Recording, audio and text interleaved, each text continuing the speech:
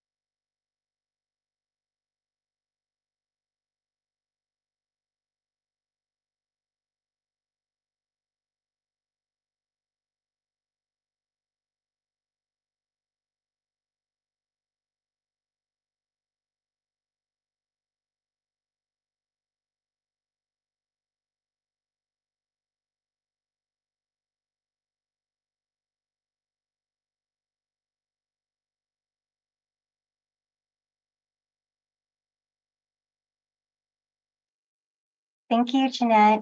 We would also like to thank both Jeanette and Fabiola for interpreting today's meeting for us.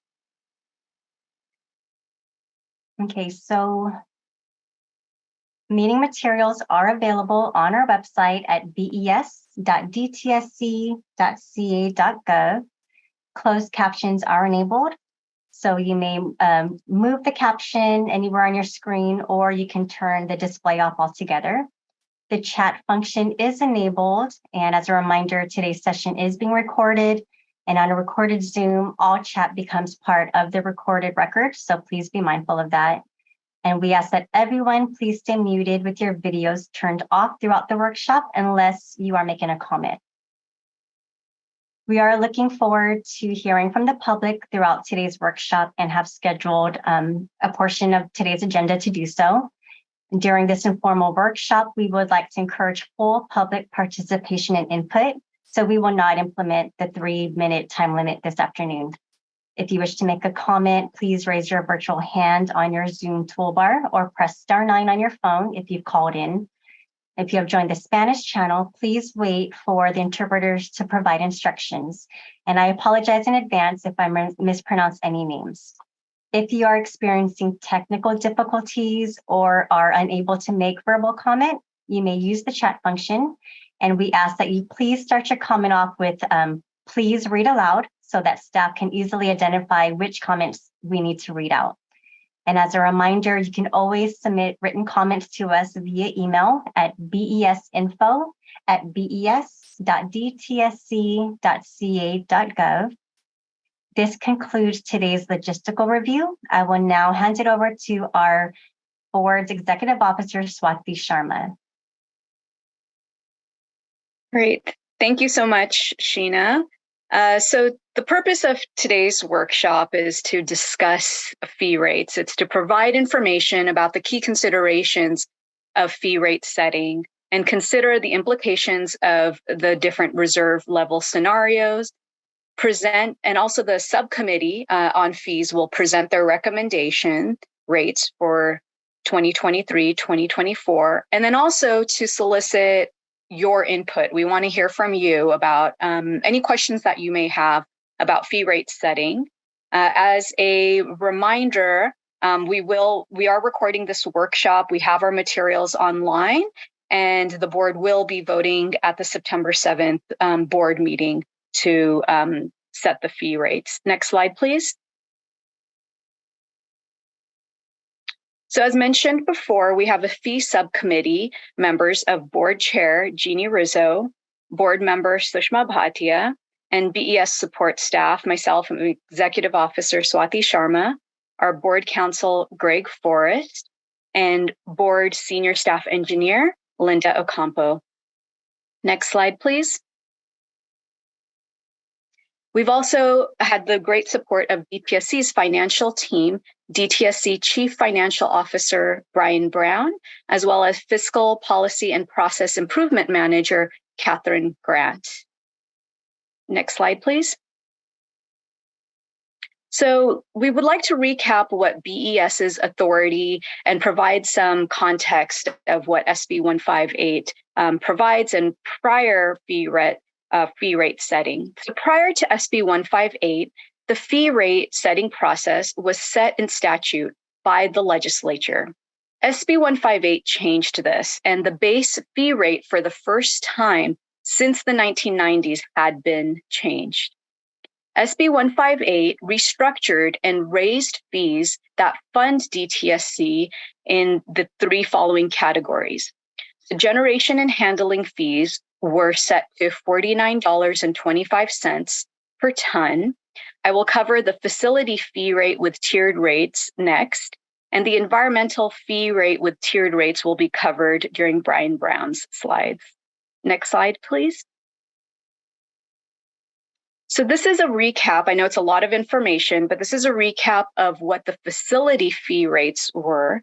And I encourage you to visit our website. There's additional links that provide additional information about this, but I'm sure most of you are familiar with these numbers, but this is the facility fee rates that were set for the 2022-23 year. Next slide, please. And SB 158 also gave the authority to the board to set the fee rates. So the board is required to set these fee rates annually using emergency rulemaking authority. And the board has a deadline of October 1st annually to set those fee rates, which are retroactive to July 1st. The fee subcommittee, together with DTSC, set out to do three things. One, assess the impact of SB 158 fee increase on DTSC's overall revenues.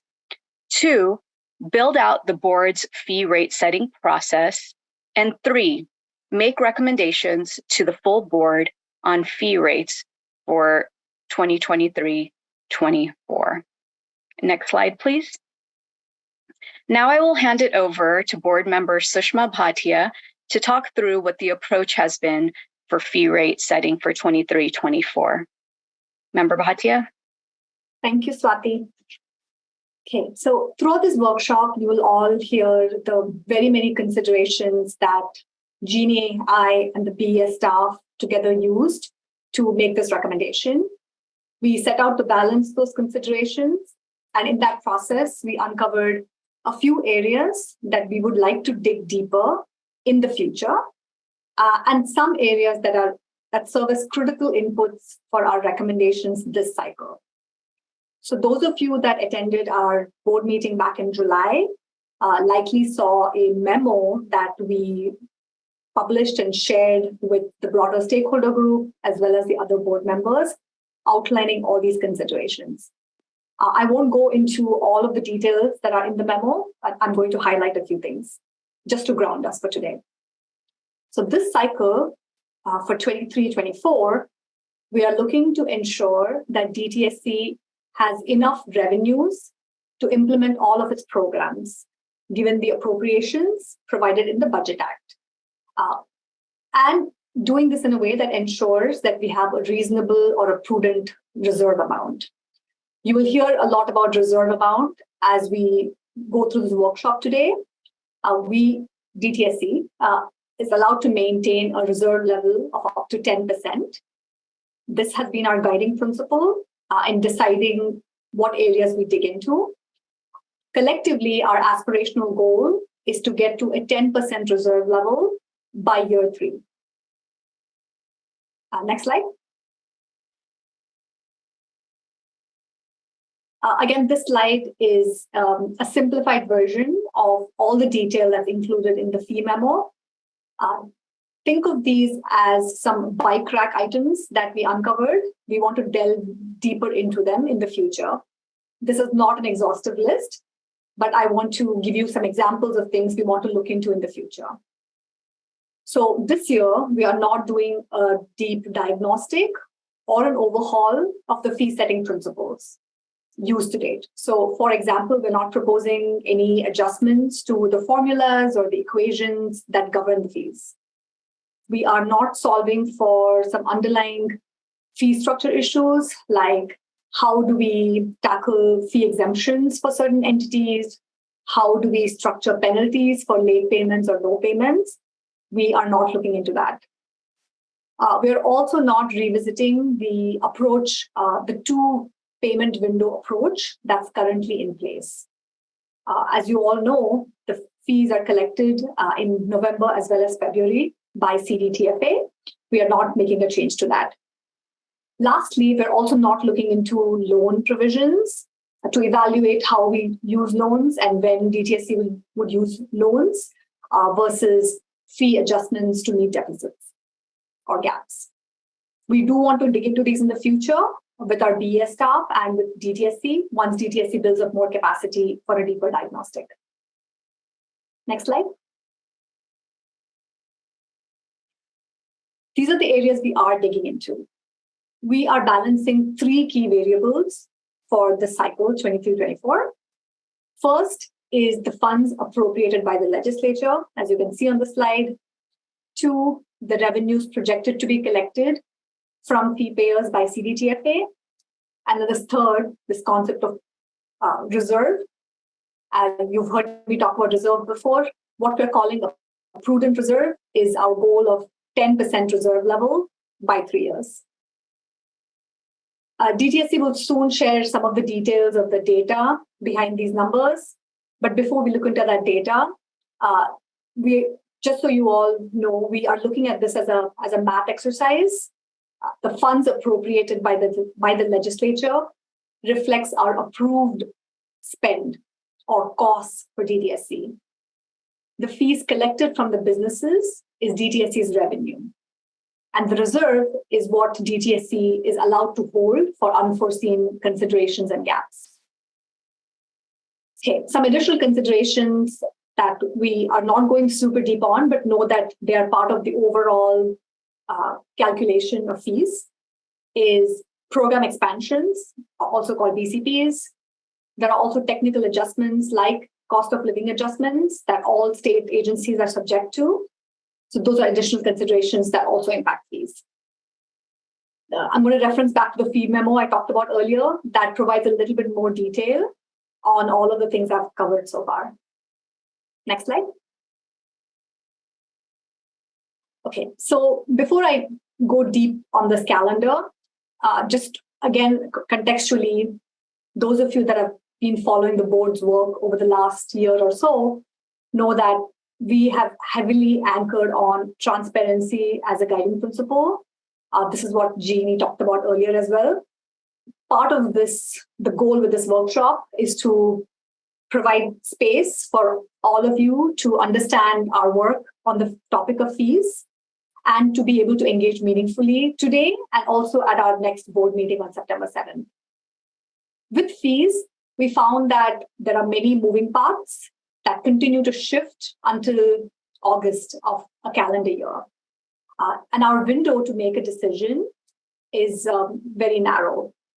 So I'm going to walk you through a simplified calendar view so you understand why our decision-making window is narrow and why we are doing a workshop and then a board meeting to make a decision on the outcome at such a short gap.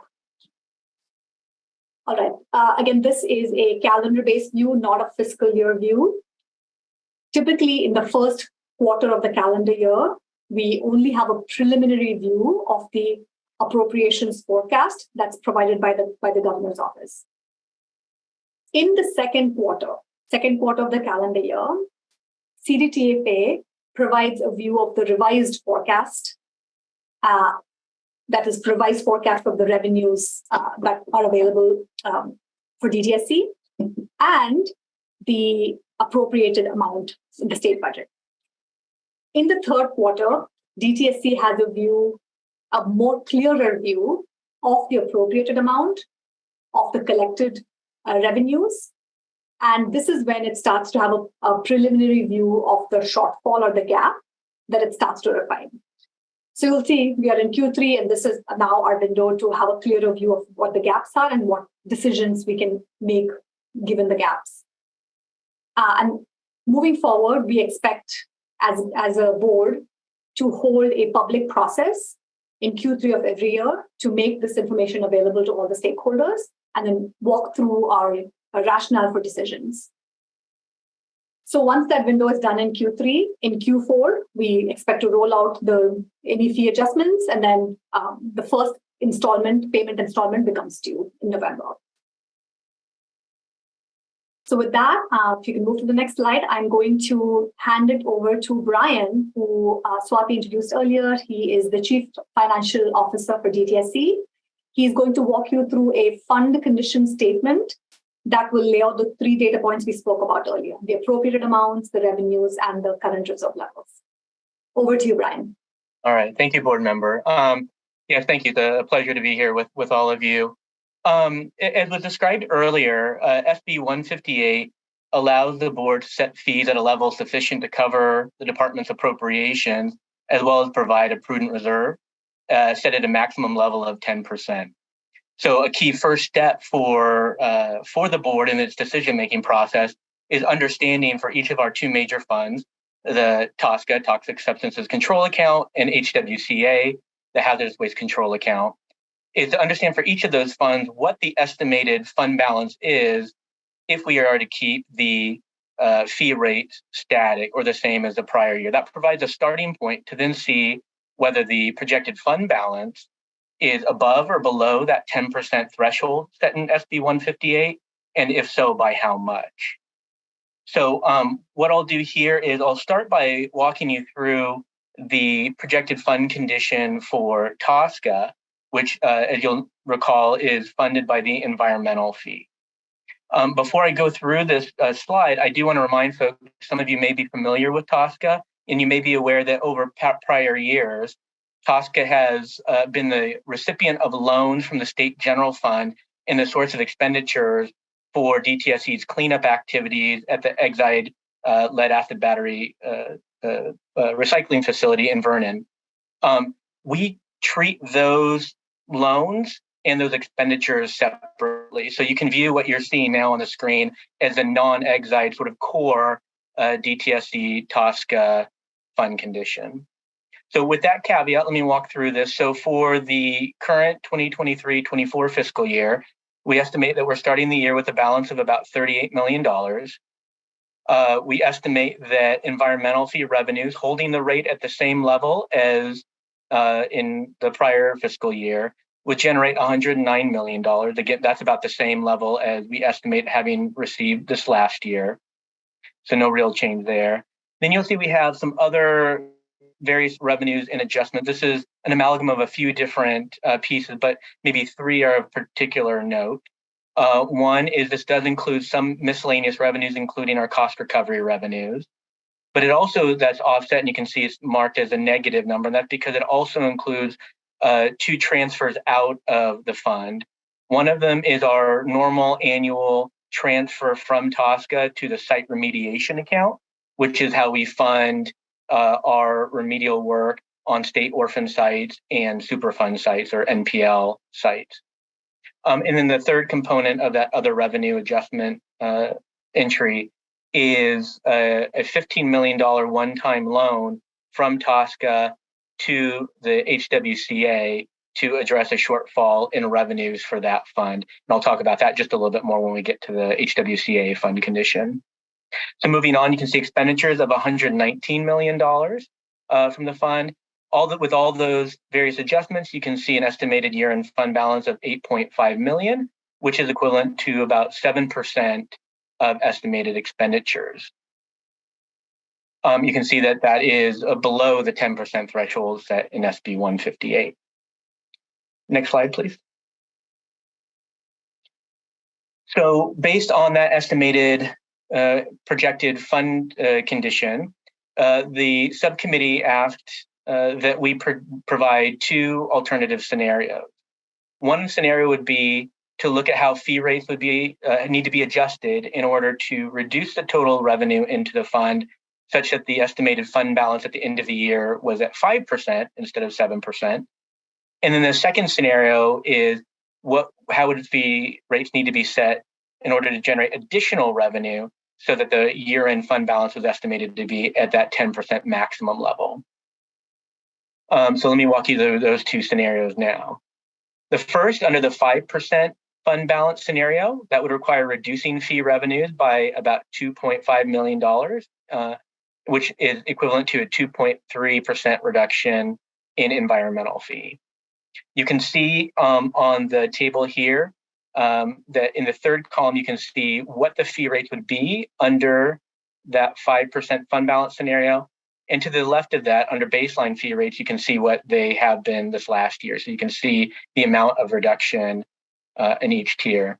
I should pause here just I failed to note that for those who may not be as familiar with the environmental fee, the way this fee is set in statute and under SB 158, there are tiers, and each business in California, with some exceptions, pay the fee based on the number of employees that they have. And so you can see that, for example, businesses with fewer than 100 employees don't pay the fee at all. But then as the size of the business grows larger, they pay a larger fee amount on an annual basis, with those businesses of over 1,000 or more paying $54,000. Turning back to our scenarios. So in the second scenario that we were asked to look at, if the goal was to increase the year-end fund balance in TSCA to 10%, that would require increasing environmental fee revenues by $3.4 million, which is equivalent to a 3.1% increase in fees. And so you can see in the final column of the table how fee rates would have to be increased compared to the baseline fee rates under that scenario. We can turn to the next slide, please. All right, so next we'll turn to DTSC's other major fund, the Hazardous Waste Control Account, or HWCA, which is supported both by the generation and handling fee and the facility fee. So again, I'll walk you through the fund condition here. So you can see that our estimated starting fund balance is $10 million in this fund. We're estimating about $48 million in generation and handling fee revenue this year. So as was noted earlier, this fee is set at a rate of, in this last year, of $49.25 per ton of hazardous waste generated. And that fee is paid by those generators. This estimate of $48 million is a little bit higher than what we estimate that we'll have received last year. That's even keeping that fee rate at the same level. The reason for that increase, it's about a $5 million increase, is because the amount of hazardous waste generated, there was an increase, a year-over-year increase in the amount of waste reported and generated. The facility fee revenue, you can see we're estimating $13 million in revenues from that fee. That is a fee that is paid by facilities that either store, treat, or dispose of hazardous waste and are permitted by DTSC. That $13 million estimate is the same as last year, so no real change. The next entry is other revenues and adjustments. You can see that that is an additional $62 million into the fund. This includes a number of miscellaneous adjustments, various fees and things like that. But the most significant portion is $55 million in loans into the fund. I referenced this earlier. The Budget Act included $55 million in loans, including $15 million from TSCA and $40 million from the Beverage Container Recycling Fund, which is administered by CalRecycle. And it's to address a shortfall in generation and handling fee revenues that was identified last year. So as context, when SB 158 was passed, it was anticipated that the generation and handling fee would bring in $81 million a year, but we're now estimating that we'll only bring in about half of that last year, a little bit more this year. So the loans were provided to the department to maintain the solvency of the fund and allow the department to continue its operations while we analyze the cause of the shortfall and develop solutions. Next, you'll see the expenditure estimates of $123 million from the fund, resulting in a year-end balance of about $10 million, which is equivalent to 8.3% of estimated expenditures. So you can see this is below, but a little bit closer to that maximum of 10% allowed in SB 158. So the subcommittee did not ask us to run any additional alternative scenarios for this fund. And so with that, I think I can turn it back to the board. Thank you. All right, thank you, Brian. So in our working sessions with DTSC, we looked at some scenarios, as Brian covered, scenarios that considered both a reduction in our reserve level and an increase in our reserve level. And taking this data that Brian presented into account, together with the fact that fees just went through a substantial update through the passage of 158, our subcommittee recommends that we maintain the fees at the current level for this cycle, 23-24. I'm now going to hand it over to Greg. Next slide, please. Thank you, board member. So as was mentioned, SB 158 established the existing fee rates in statute, and those fee rates are only good for the past fiscal years. So for the current fiscal year starting July 1st, the board will have to adopt regulations to establish a fee schedule. And as the board member mentioned, the subcommittee's recommendation is to maintain the same fee rates. And so ahead of our next board meeting on September 7th, we will be coordinating with other governmental stakeholders, most importantly in the governor's office, CalEPA, the Office of Administrative Law, and others, as we prepare to submit those emergency regulations in September. And we'll be discussing those recommended fee rates with them. we anticipate that in 2 weeks, the week and a half, the week of the 28th, we will be providing public notice of our proposed fee schedule, which again is not a change, it's the existing fee schedule. We'll be providing that notice to stakeholders and interested persons ahead of our September 7th board meeting. And then at the end of the month, we will be providing a fiscal impact statement to the fiscal director for Cal EPA, which is a requirement of the rulemaking process. And obviously to get that done so that it can be submitted when we go forward with the rulemaking in September. So if you could please advance the slides. So then in September, it's been mentioned that we're having a board meeting on September 7th. And so we're anticipating that the full board will adopt the subcommittee's recommendation at that meeting. There'll be opportunity for public discussion, public comments. The team that you see in front of you today will be at the meeting to answer those questions if they come up.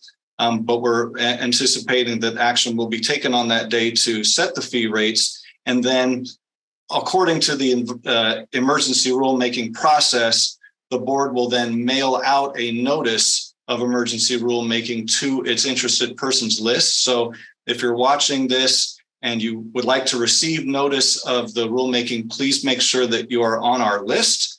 We have a very long list of interested persons, and we're going to be sending out this notice to everybody on that list. And that will go out on no later than September 11th for a 5-day notice period before we submit the emergency regulations to the Office of Administrative Law.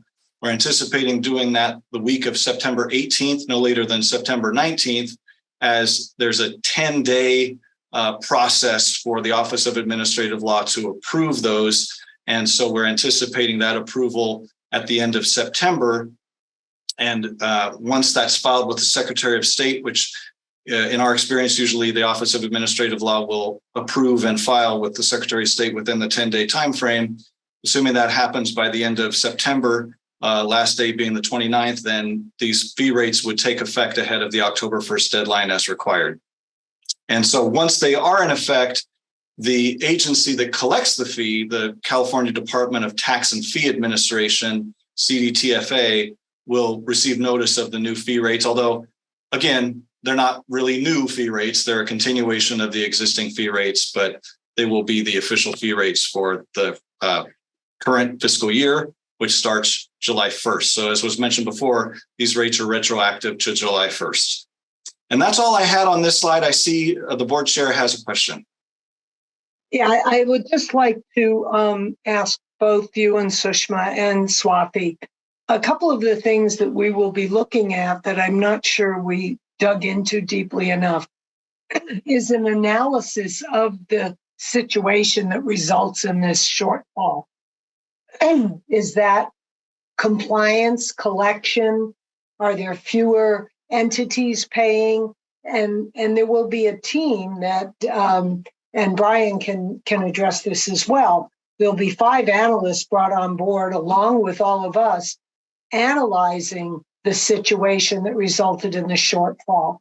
That was covered with the loans. Now, we don't know how much more of that is going to come in and whether or not that's it, but we will have the loans to pay back. So these are all considerations that we will be looking at when we do this deep analysis. So I thought it was important that we mark that for everyone, that since this analysis has not been done, and it's also part of our obligation to do that. Now we have this first year, we understand it better. We'll be bringing in a team and working with them, and then coming back through our board meetings and explaining what we found. So we don't necessarily have to wait until next September to report back at board meetings our progress in the analysis of the situation. And of course, for those who are on the call who maybe haven't quite paid their fees yet, I encourage you to do that so that we have this is a collective effort and compliance is an important piece of it. So we have to look at how much is a compliance issue, how much were the fees just set too low, or not. So I just want to be sure everybody understands that this is only the first step in a deeper dive in the next year. And I don't know if you want to add to that, Brian or Sushma. Brian, I know you have plans, so.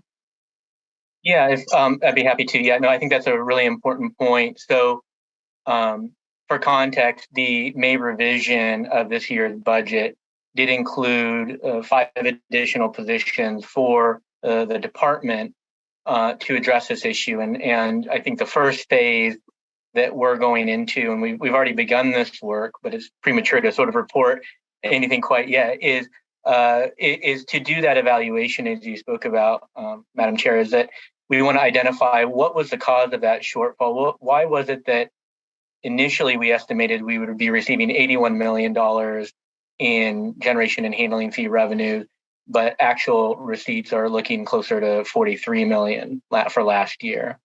And we want to understand to what extent was that shortfall caused by data challenges? To what extent is it because there are certain generators that are not paying or paying late? Perhaps they're taking advantage of certain exemptions that are provided in statute. And with all of that, then ultimately developing recommendations on how to ensure both compliance, but also that the fee is assessed equitably, fairly, and consistently across all generators. So again, we will continue to work with the board as we learn, as we develop answers to some of these questions. Thank you. I think that covered it well. Thank you.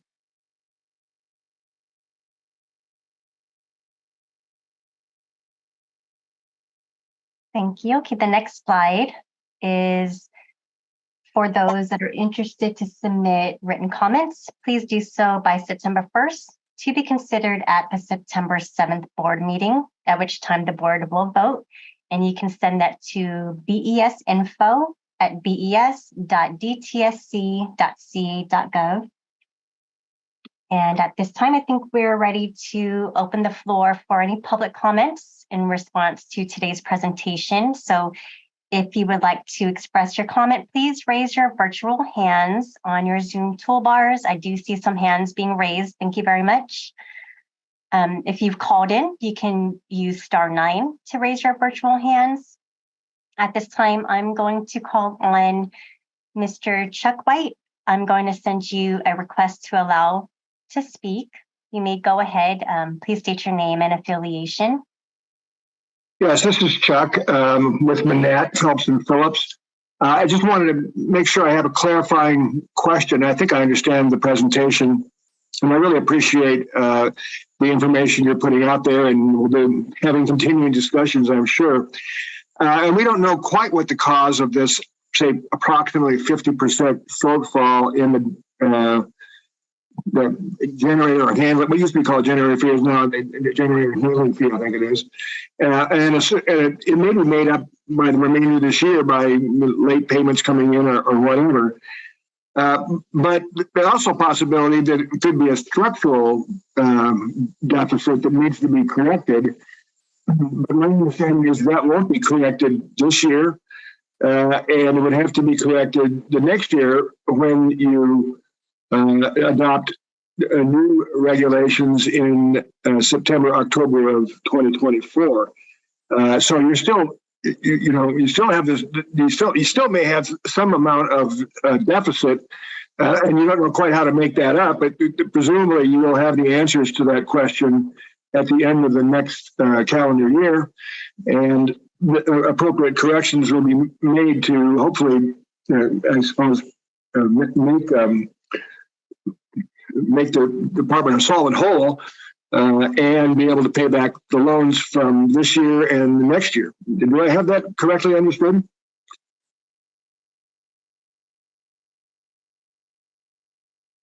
Thank you for your comment. Thank you for your comment. I'm going to Kalon, Brian, I believe Brian already answered this question in terms of what the plans are for this next year and the staff that DTSC has hired up, and the board, along with DTSC, plan to spend the next year to analyze exactly what that looks like. So right now, we do not have the answers, but we're hoping over this next year that we will. Brian or Sushma or Jeannie, please feel free to add if I missed anything. No, I think that's right. We'll hopefully know a lot more within the next year, and then with that will come recommended solutions to address that shortfall on an ongoing basis. If we don't address the shortfall through whatever mechanisms we can identify, then we wouldn't have sufficient revenue to cover the department's operation. So it really is a critical analysis and a priority for us. Good thing. And we have the loans for this year. So we did get loans. So we feel confident that we're not going to run into a fiscal crisis of any kind, but we want to be in a position to schedule out some reasonable loan repay schedule. And in order to do that, we have to see where we're going to be going forward, as well as generating, as Sushma says, a prudent reserve.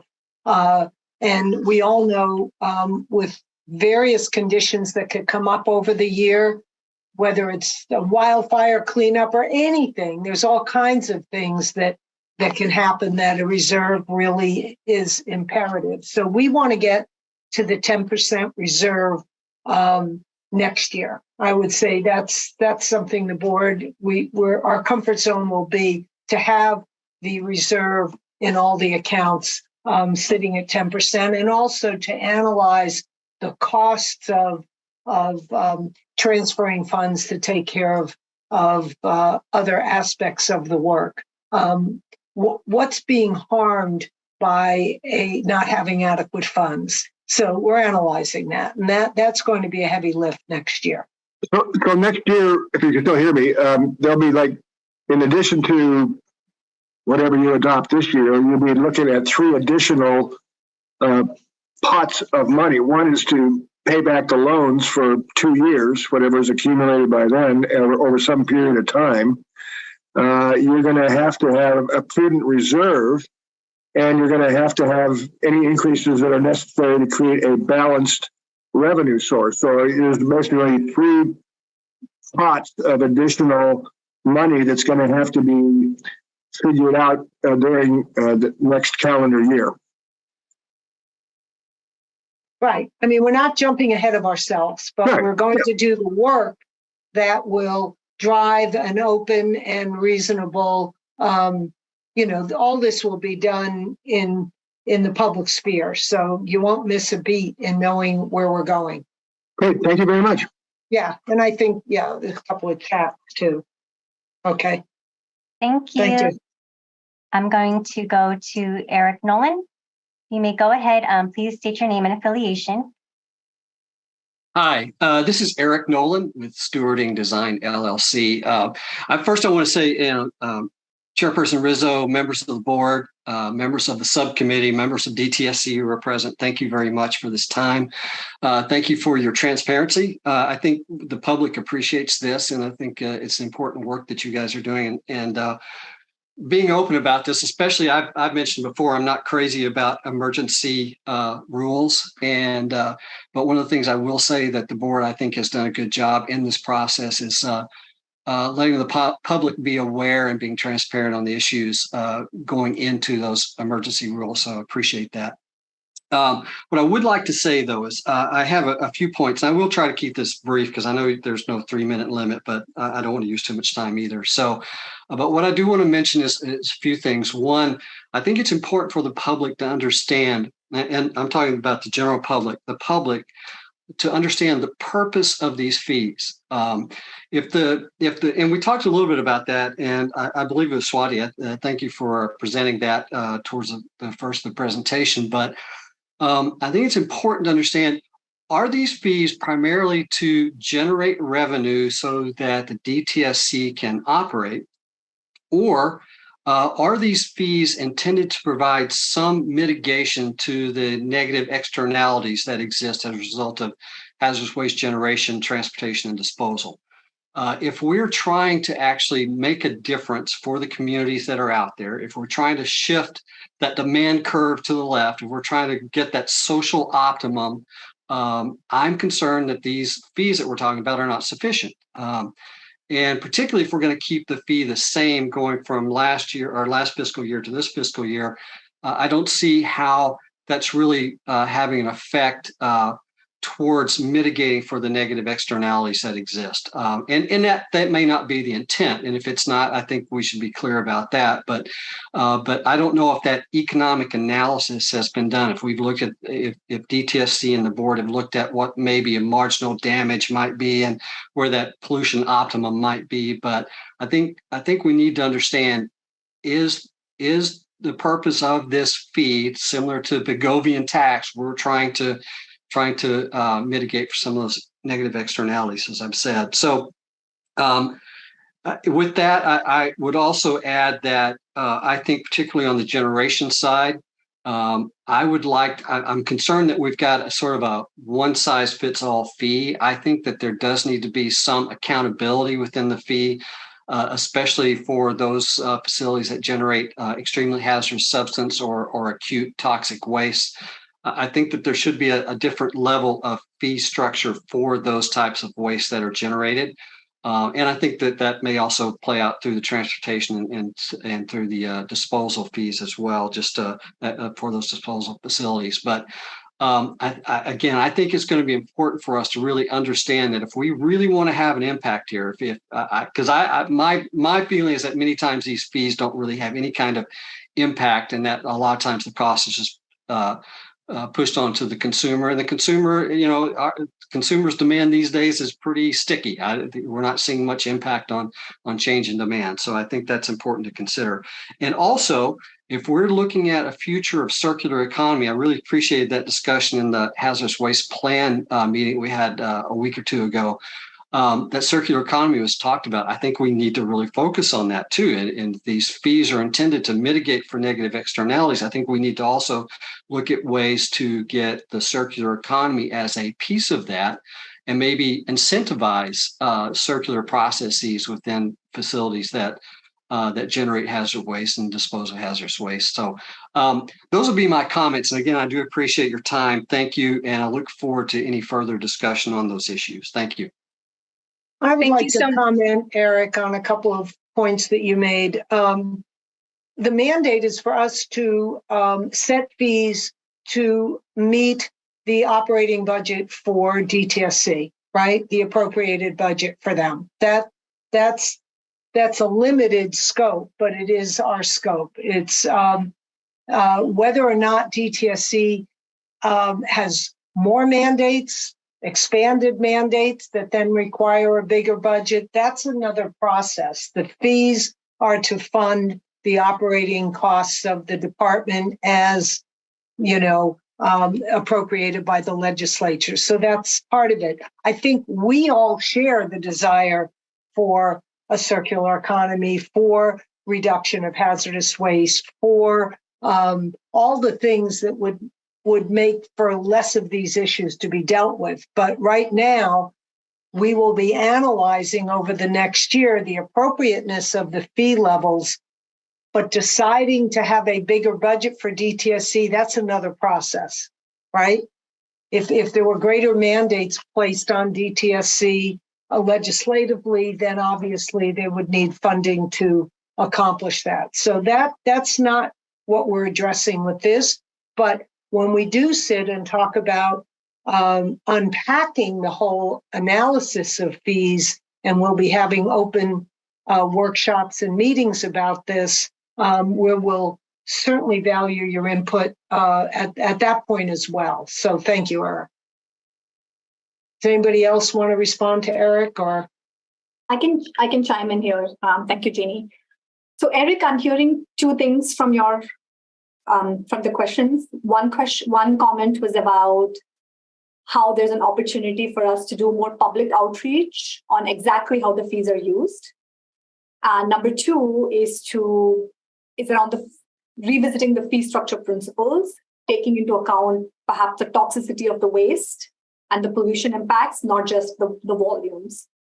on number one, I think fully agree that this is the first step in the process of creating more public awareness on what are the fees, what are the considerations, and eventually get to a place where there's a much clearer understanding of the specific programs within DTSC that are funded by the fees, and a more holistic view of the levers we can pull to get us to an end state where pollution is truly appropriately, fee structures are appropriately established to minimize pollution, as you call it. So this is like step one in a longer journey. As to your point number two, which is about fee structure principles, this is what the diagnostic is intended to get to. Over the next year, once DTSC has their new staff onboarded, we want to take a look at all of those principles, including the right equation of weighting the weight versus the toxicity of the hazardous waste produced by generators, and then doing a public process to have a public discourse on what is the best way to move forward. So noted. Thank you. Great. And I'll just say thank you both. Chairperson Rizzo, thank you for that comment. I understand and I get that to make the kind of change I'm talking about right now is probably not in the works for what's going on right now. And I understand that there is that legislative mandate, and maybe it means we have to move forward with something with the legislature in the future. Sushma, thank you also for your comments. And you're right, that's exactly what I was talking about. And I do think transparency, because we do know the public is very concerned about all of these facilities where their communities are being impacted. And I think that they need to see that there is a serious approach to this when it comes to the fee structure as well. So thank you for that. Appreciate it. Yeah. Thank you. I'm going to go to Dawn Kepke. Please, or I lost Dawn. Okay, I'm going to go back to Dawn Kepke. Please state your name and affiliation.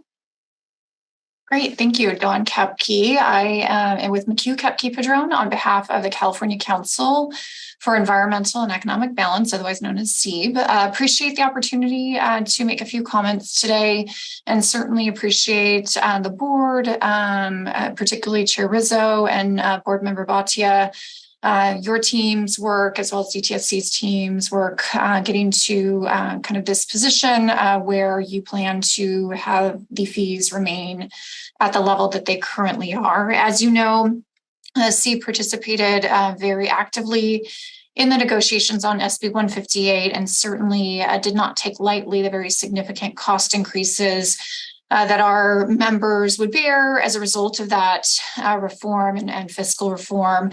Nonetheless, understood the importance of kind of a well-financed department in order to make progress on these complex issues. So appreciate the time that the board and the team has taken to do the deep dive on what information you do have, and the fact that at least at this present time, you won't be increasing the fees as proposed.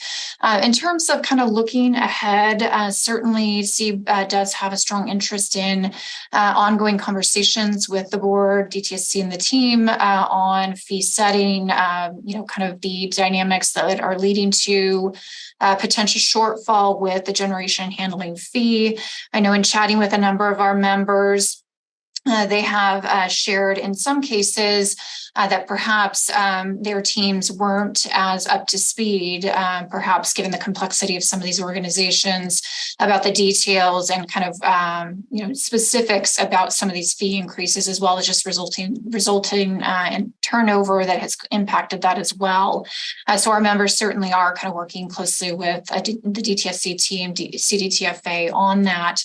But going forward, particularly given the short turnaround time that the board will have to kind of, do this evaluation after the budget is passed each year, as well as finalize emergency regs and put those forward by October 1st. We'd really like to encourage the board to consider perhaps kind of some earlier stakeholder engagement, recognizing that you won't have hard and fast firm numbers prior to the budget being finalized. But we would argue that at a few junctures after the certain payment deadlines, there perhaps could be some discussion just about whether the revenue that is being collected at those junctures is close or perhaps even significantly off from what the projected revenue streams were anticipated to be. And I think starting those conversations sooner in the process, even recognizing those numbers won't be final or firm, could be helpful to the regulated community in preparing their budgets and preparing for any adjustments. And while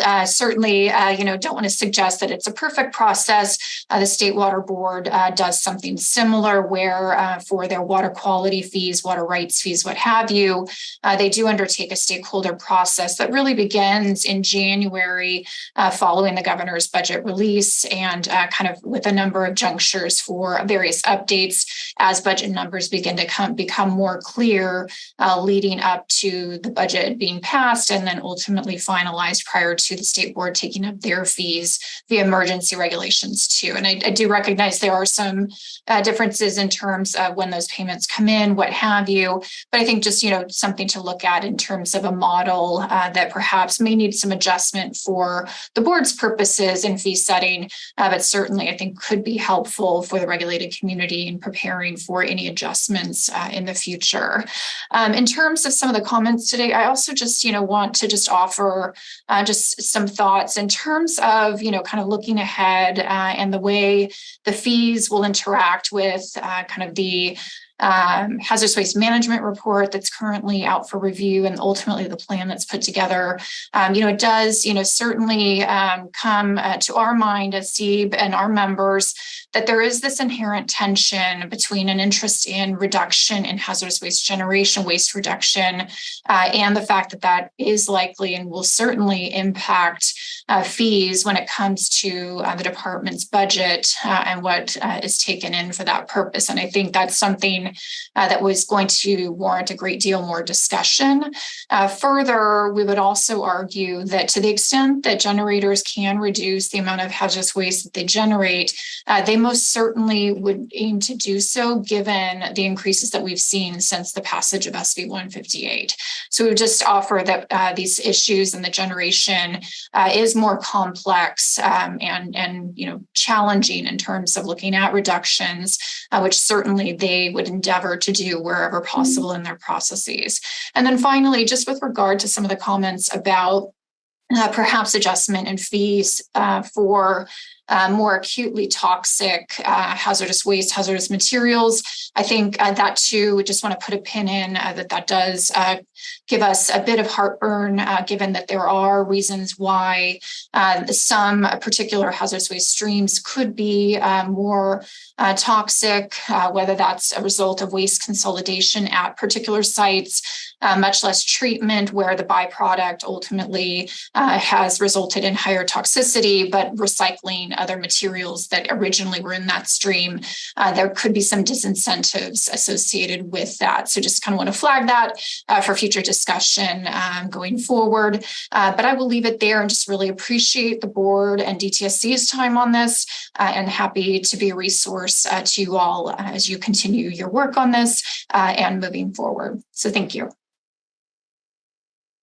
Thank you so much, Dawn. I will just add that, we would love to have earlier engagement. And I think the challenge ends up being is there's two different payment periods.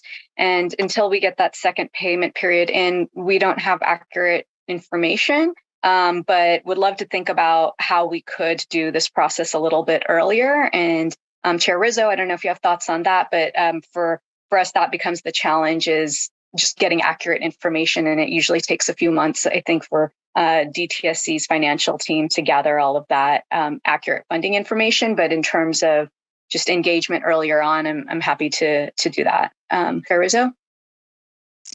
Ditto on that. And thank you for raising all your comments, Dawn. working with Brian and his team who've set up, we anticipate being able to get to this earlier next year than we were able this year. Correct, Brian? We've been talking about that. There were a whole lot of changes for them this year that we were all on tender hooks waiting to be able to dive in. So we don't want to work like that either. We don't want this to be the month of August hell, right? We want to be able to be anticipating as we go along a little better. And the analysis, having the team that Brian's putting together, working with us on analyzing, the fee structure was set up during reform. Maybe it's solid the way it is. Maybe it needs to be reviewed. Maybe there are issues. I think we can take a look at that piece of it. The timing for when we'll get information that will drive our decision making. I'll ask Brian to address that a little bit in terms of the plans at DTSC to be able to project a little sooner. Can you address that, Brian? Yeah, certainly. First of all, let me just echo that, anything we can do to support the board in communicating to the stakeholder community, to the fee payer community, we're certainly here to support that. We want to continually improve our communications, and opportunities and ideas on how to do that, we're certainly open to. Maybe just to expand a little bit on some of the timing challenges, of course, are as folks know, for two of our fees, the facility fee and the generation and handling fee, the prepayment is due by the end of November. There's a little bit of a lag before we get the actual receipts, the remittances from CDTFA, our collection agency. So even as we're building the January 10 budget, we still, even at that point, only have the very beginning information on what kind of prepayments are made. Meanwhile, the final payments for those two fees, plus the entirety of the environmental fee, is not due until the end of February. And then again, there's a little bit of a lag before we get those remittances from CDTFA. So it's really not until the spring that we really start to have a clearer picture on what our revenues are, updated revenue estimates for that year. So that's just the reality situation. That doesn't mean we can't probably find other opportunities to share what we do know at various points. And again, we're happy to do that where we can. Yeah, I really appreciate that. And, I don't think any of us representing regulated community, would expect you to have hard and fast numbers, certainly given, kind of the timelines and processes that you have to go through with CDTFA, what have you. I think the thought there is truly just, kind of a rough sketch kind of earlier on, as well as, to the extent that legislation is passed that might have a fiscal impact that could result in the need for staffing changes, budget change proposals, what have you, those types of things. You might have a sense of, even, after the governor's January budget release, or even, may revise timeframe, that while you may not have, hard numbers, you would still have a sense of it, even just, based on kind of what your expectations would be with those VCPs, staff needs, kind of what increases you might need to factor in, even if you don't have kind of those final revenue numbers yet. So I think, just want to, continue the conversation and just, look for opportunities to engage both with the board and DTSC as early as possible, even if we don't have kind of the full picture, just, again, so that when the regulated community is working on their budgets and kind of planning, we can, at least have some sense of, okay, perhaps there are going to need to be some increases, or to the extent that they're not, great too. But I really just appreciate your guys' time today and your openness to continuing the conversation. So thank you very much. Thank you. So I currently have 2 more hands raised. So if you would like to make a comment, now will be the time to raise your virtual hands. Otherwise, you do have until September 1st to provide us written comments via email. I'm going to call on Selena Hornback. Please state your name and affiliation.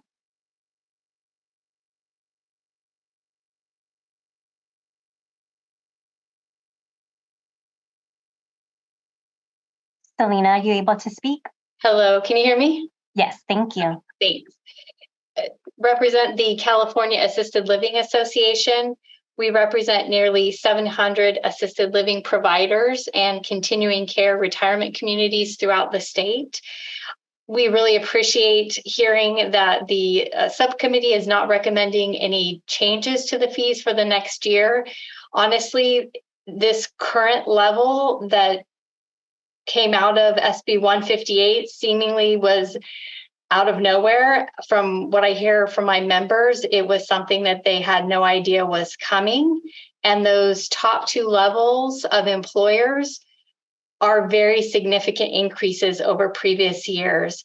This is for senior living providers coming out of years of struggling with COVID and not having time to plan this in their budget has been really harmful.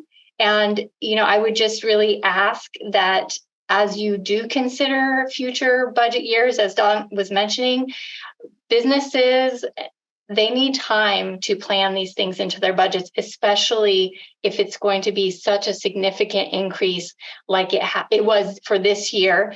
And I would also just hopefully ask that you could keep in mind as you think about employers and their budgets that if there are going to be increases in future years, that they wouldn't be so significant and there would be some kind of step increase rather than just, going 220 or 221% over what previous years were, which is what these higher levels represent. Thank you. Thank you. One of the things that I'm going to be interested in is understanding, to your point, Selena, where the greatest impact happened, right? And we got a little bit of a sense of that going through the numbers, but if we look at every fee payer who, you're representing that some of your fee payers went up 200%, other ones 5%, 20%. How did that work? Unpacking that will be an important part of our analysis going forward, who was the hardest hit. But we also have to remember that there were categories that didn't pay fees and categories where fees had not been changed since the 1990s. So yes, the increase was pretty dramatic in many instances because there had been no fee rate change, but we will unpack that. So I appreciate your comment. It's on our list of understanding who got hit the hardest, or was it equitable in the end?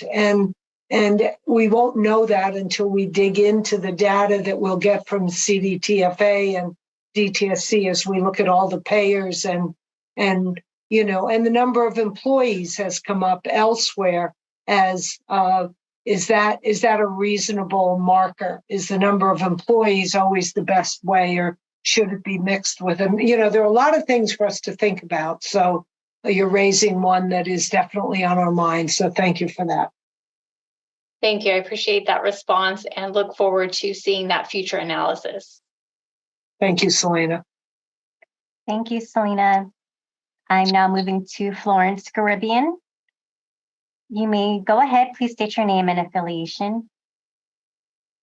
Hello, Florence Caribbean, former Enforcement Branch Chief of TTSC and Chair of the Del Amo Action Committee.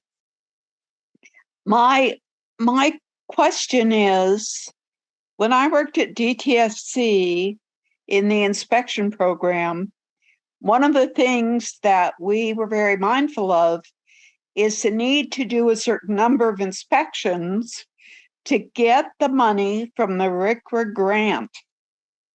So one of my questions is there no longer any money coming from EPA under the RCRA grant? And my second question is, right now, I don't understand either where the monies from penalties go or how that is handled. So I hope that I have two questions answered, and thank you very much. Thank you so much, Florence. Brian, I will ask if you can answer both of those questions if you have those answers? Yes, certainly. And I may ask my colleague, Ms. Grant, to step in if she has anything to add. But to answer the question, yes, we still do continue to get RCRA. These are federal grants provided to assist us in meeting our federal obligations to oversee sites. So we do continue to get those RCRA grants from the federal government that continue to be part of our budget. Those are actually budgeted separately as federal funds, so they're not part of our the fund conditions that I was showing you today. And then with regard to penalties under statute, for the most part, penalties are deposited into TSCA. Thank you. About how much money comes into the department from the RCRA grant? Oh, I'm sorry, I don't have that number right off the top of my head. I would have to get back. Perhaps I can provide that. Okay, thank you. Okay, thank you for that. I'm now going to move to Winston Hickox. You may go ahead. Please state your name and affiliation. My name is Winston Hickox.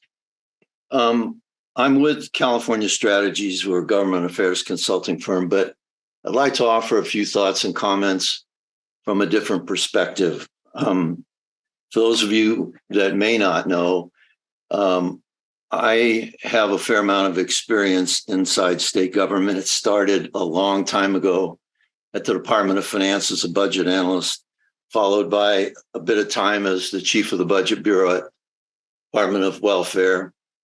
For 12 years was either undersecretary or secretary of Cal EPA. So it's from that perspective that I offer some thoughts for you. First of all, I think something that was made quite clear by the presentation today and the discussion is that the Board of Environmental Safety is in a position where your job is to set the fee, and it's based upon a chain of events that occurred in advance, starting with the governor's budget, even starting before that in the fall of the prior year, where departments proposed their budget. We're not a zero-based budget government structure. It's a marginal budget. You price out what the prior year's budget will be given cost of living increases or BCPs that are approved. And that all has gone through a process with the legislature, and the final appropriation is made when the governor's final budget is signed into law. And here you have the responsibility to put in place and approve a fee that's going to cover all of that.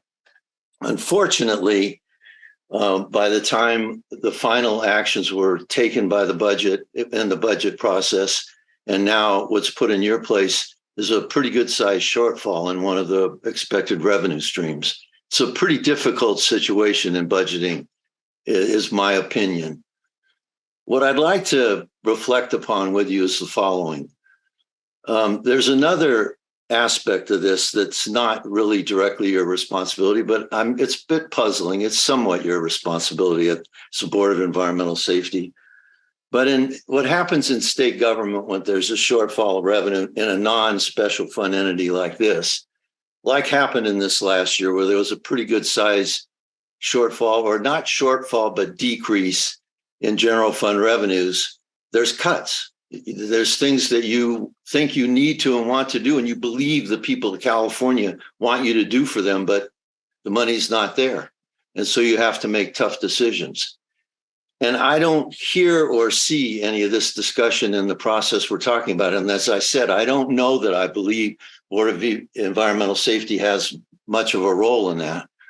But from the bigger picture perspective, I think it's a pretty important aspect of this. And there's one more comment I'd like to share with you. And I made a point of this in the presentation, by a very good presentation by the DTSC staff regarding the Hazardous Waste Management Plan report. The concept of polluter pays, which I think everyone would agree has embedded in the concept that will somehow change behavior and create outcomes that we want. And embedded in that, I'd like to share with you, as I did with the DTSC staff, that there's a problem that needs to be clearly understood and recognized.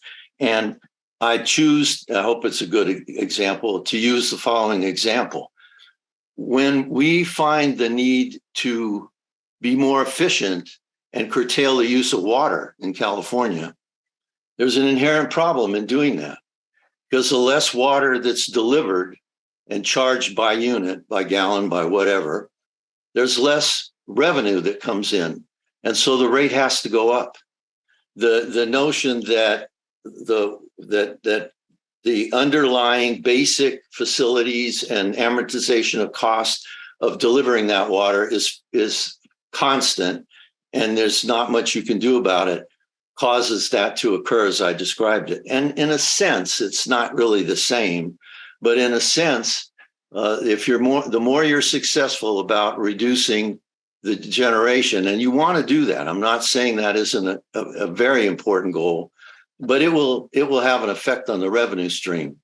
And you need to recognize that. And there's not an infinite amount of general fund money that the people of California will give to the state. And there's not an infinite amount of revenue that can be generated from the fee structure. So finding that right balance and being aware of those factors, I think, is very important. And I appreciate, again, your willingness to hear input from a broad range of people that have an interest and care about what you're doing. Thank you. Thank you so much, Winston. Member Bhatia, would you like to provide some thoughts on that? Sure. Thank you. Thank you, Swati. And thank you, Winston, for your comments. First of all, you summarized our struggle and our learnings over the last few months very succinctly, in that we have learned and are learning pretty late in this game, the gaps and the shortfalls and how the various puzzle pieces are coming together. The two key takeaways from your comments, first was about how we might consider making cuts and some difficult choices. You are right in that this cycle, we did not consider that. We have taken a lens of budgetary balance view versus a holistic view of revisiting all the underlying fee structure principles. But it's a good call out that is a decision on the table as well as we go into future years. The second comment I heard is about how if this polluter pays model truly works, then there will be lesser and lesser revenues. I can speak for myself and say that I would love to see a world where we work ourselves out of a job because there's less hazardous waste and we don't have to collect as many revenues because we do not have to stand up and maintain programs to drive reduction. I think fair to say at this moment in time, we're far from that point, but a really good call out that we over time have to evaluate cutting back on our programs as we start to become successful in implementing the polluter pays model. Thank you. Thank you. I'd just like to add to that, Winston, which is, the board came out of reform. I like to think of the bigger work as the transformation, right? Right now, the only way that DTSC can operate is fee-based. And that goes all the way back, as you know, to Prop 13, right? If you're either going to raise taxes or you're going to have fees that go specifically to an action that is in the state interest. And so we have to do it via fees. And in order to transform how we all think about waste, how we all think about toxic chemicals and exposures and health and community, requires an investment. And I think having been on the other side of it before taking this role, wanting this department to be adequately resourced to take on these big issues and not just marginally resourced and only able to do a little at a time. So I'm hoping that this infusion, this investment will allow for the bigger thinking and the transformation of the thinking with the public as well, right? We all have a part. And I think that externalizing and communicating to the general public about our collective role in this, I think is a very important function that I know DTSC is enhancing its public participation, communication strategies, and things that will engage the public more in this, and businesses, the regulated businesses. They have to be part of the solution. So I think we've got a road ahead of us, but and timing is definitely not on our side. But I think we're ready to take this on. So thank you, and I hope we hear more from you, being with all your experience at Cal EPA and all around. So I'm sure we're going to hear more from you. Thank you. Jeannie, I'd like to just add one more comment to what you said. It's also something I mentioned to the DTSC staff and in terms of the hazardous waste management report. And this is heresy, what I'm about to say. I've been there. But I think that it's important for you all, the department staff, you, to recognize that the benefits of this program accrue to all of the people of the state of California. And I was at finance, and I understand the need to do all you can to protect the general fund and to use special funds wherever appropriate. And I'm not saying that the department should be totally general funded, but I think there should be some amount of general fund for the simple view that the benefits of this department go to all of Californians. I want to socialize waste, so I'm with you on that. I think it is important that it is to the general good, but that's a bigger question and one that is not in our purview. But in terms of recommendations to the legislature over time, I'm sure that that's going to make its way into our thinking. So I support that.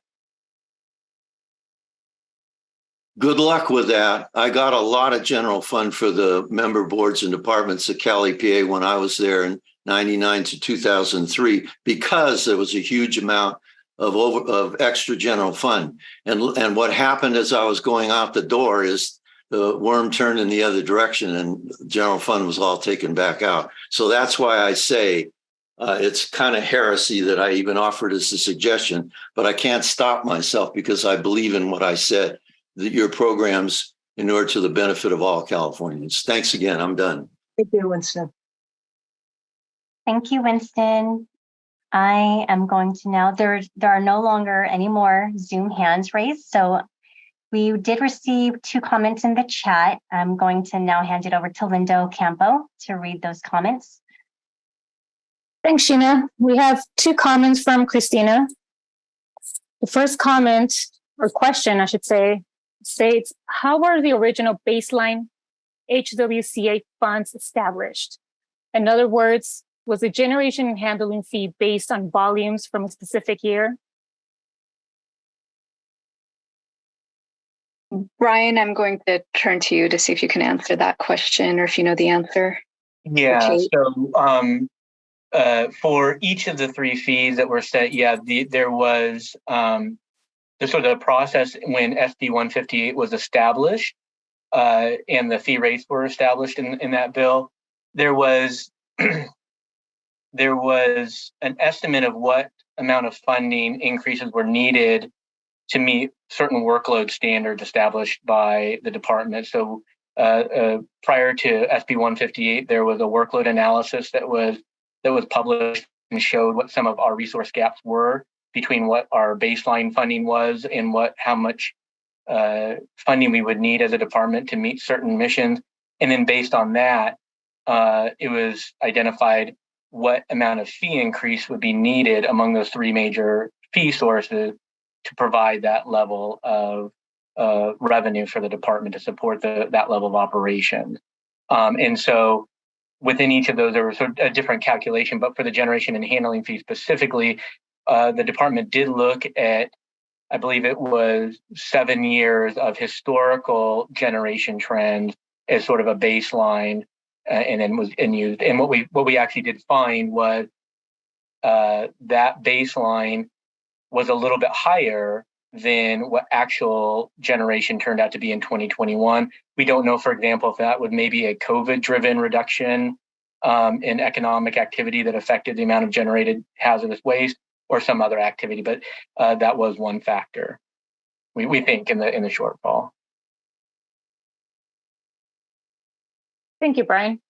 Anyone else want to add to that?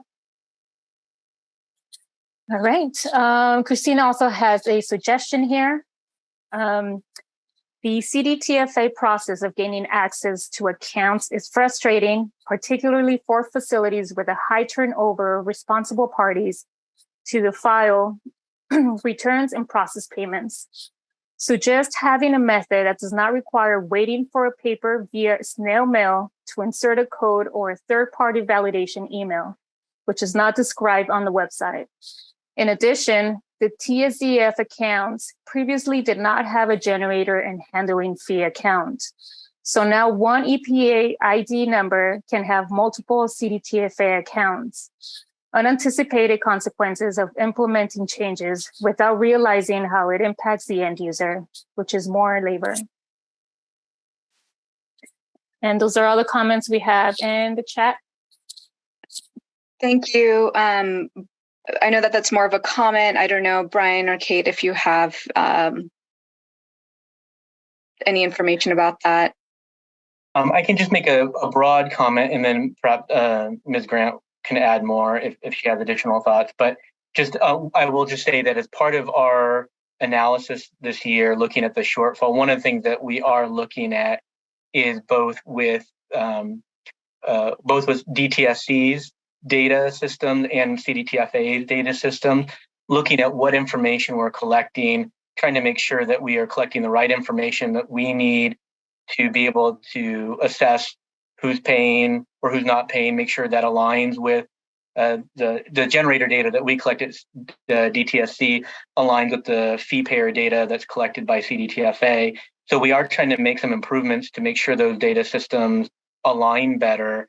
And so we are certainly open to feedback, and we do want to know how those changes that we might be contemplating will affect the fee payers. So that's helpful feedback. I don't know if Kate has anything more specific she would want to add. Yeah, no, excellent feedback. We are aware that even historically under the previous fee structure, multiple EPIDs would have to have multiple accounts based on what business activity they are performing. That is a CDTFA rule, one in which DTSC is not, really has no authority on. However, I hear your comments, and we will take that back to our CDTFA representatives and speak further.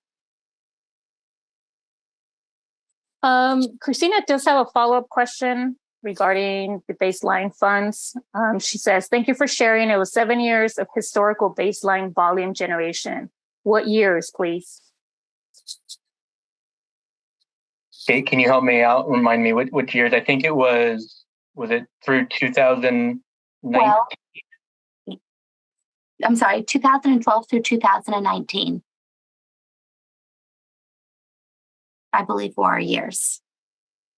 But I would have to go back and check. Thanks, Catherine. And then she has one last comment here is DTSC, HWTS, and CDTFA data cannot align if you are a federal facility with TSDF. And that's the end of the comment. Can I just say to that point, you're absolutely correct. That's one of the intentions of our analysis that we're currently conducting is really, to Brian's earlier point, is evaluating our systems and finding ways and avenues in which they could be better aligned moving forward.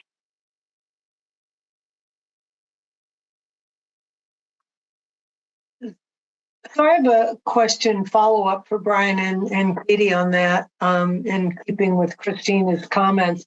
As we do the analysis, do you have a sense of how open CDTFA will be to sitting with us on some of these things as they come up? Like, I don't know I want to understand how their authorities work, where is their chain of command, what we have to do if there's something significant that we would like to see different in how they record or report. We'll definitely want a briefing on that because I don't understand that agency particularly well at all. Yeah, I mean, I can offer at a high level. We've been meeting with them regularly, and they are they certainly understand the challenge and are partnering with us to implement some of the changes and additional notifications. And no, they've been good partners so far. And have in this process, were the regulated businesses surveyed in any way, or after this first year of these fee changes, we might want to take a look at? I mean, we certainly have the representative, who people like Dawn and Selena, who Winston, people who represent groups. I'm just wondering if there's more that we would like to know from the fee payers that would benefit from surveying them in some way to understand what they've bumped into. If we're doing an analysis, the analysis can't just be how we look at it, but how they look at it. Yeah, I anticipate that will be a portion of what of the different analyses we do, as you're saying. For example, if we identify that there's certain fee payers that aren't paying or tend to pay late, for example, doing sort of the outreach to understand why. Is it a communication problem? Is it a misunderstanding? Is there a way that the statutory exemptions are being applied that are understood differently by different fee payers? Some of that we can only know if we talk to the fee payer community to understand their perspective better. So that absolutely is part of the intended analysis. Thanks.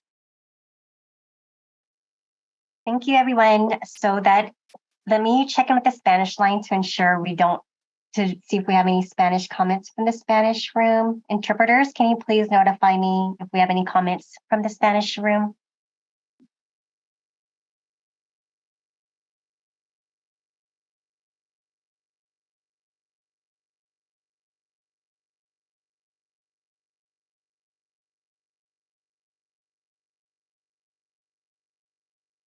While I wait for their response, I'm going to go ahead to the next slide. So here are some links for you all. This presentation is posted on our website, so you will have the links if you would like to view the presentation. And there are no comments from the Spanish line. That does conclude public comments for this presentation. I'd like to thank everyone for their input and participation throughout the workshop panel. Thank you very much for your time and for this great presentation that we have given to everyone today. Would anyone else like to close out? Swati? No, just thank you. If you have, like we mentioned, if you have any questions or comments, please do not hesitate to email us. And again, we will hold a public comment period during the September 7th board meeting. But look forward to the engagement, and thank you all for all of your comments today. Appreciate it. Thank you. And I want to thank Brian and Katie and certainly our staff for pulling this together and having this opportunity to bring it to the public and get the comments that we got. So thank you. Great. Thank you, everyone.